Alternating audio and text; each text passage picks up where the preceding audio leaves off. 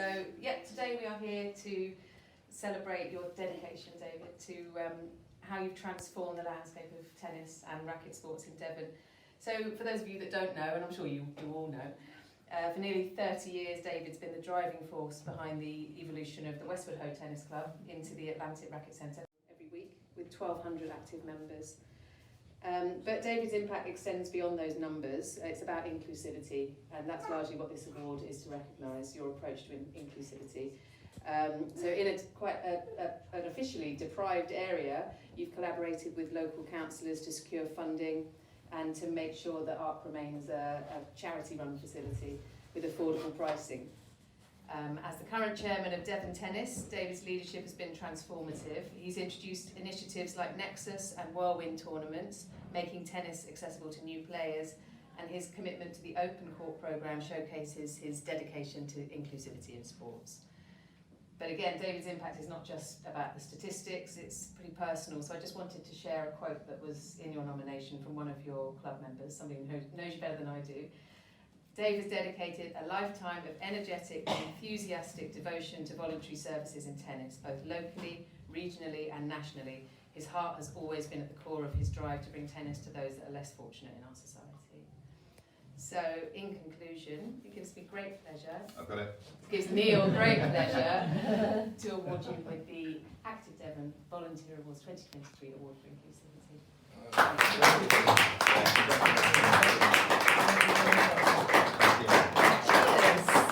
So my name is David Vinall. I'm a trustee of Atlantic Racquet Centre, and I'm also currently chairman of Devon Tennis. Well, I'm overwhelmed by receiving the award. I do feel that it's for the old team, because we're a big team here at Atlantic Racquet Centre, and a lot of people have worked really hard over a good many years to achieve what we've got here. But I'm just blown away that people have bothered to nominate me for this award, and I feel slightly embarrassed about it, but just blown away really. So I'm Mark Clayton, and I'm a retired GP and a trustee on ARC's committee, and I've been on the committee since we've been here. And in fact, I was in on this committee probably for 17 years, from when we started back at Westward Ho Tennis Club. We were looked for volunteers to sort of think about putting a bubble up on the court back then, and we've gone from a little bubble on one court to this incredible complex which has got 6 outdoor tennis courts, 4 indoor tennis courts, badminton, table tennis, squash courts, a magnificent gym.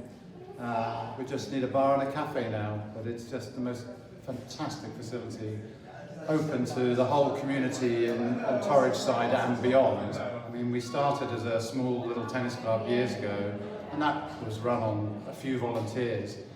And that was the concept that we wanted to bring here. We wanted to have a community in this facility. And we've started, and the volunteer team has grown to over 50 people.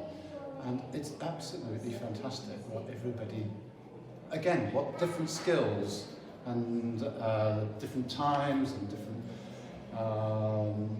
thoughts and ideas they all bring to make this such a magnificent and welcoming and inclusive space for so many who wouldn't normally be in a place like this.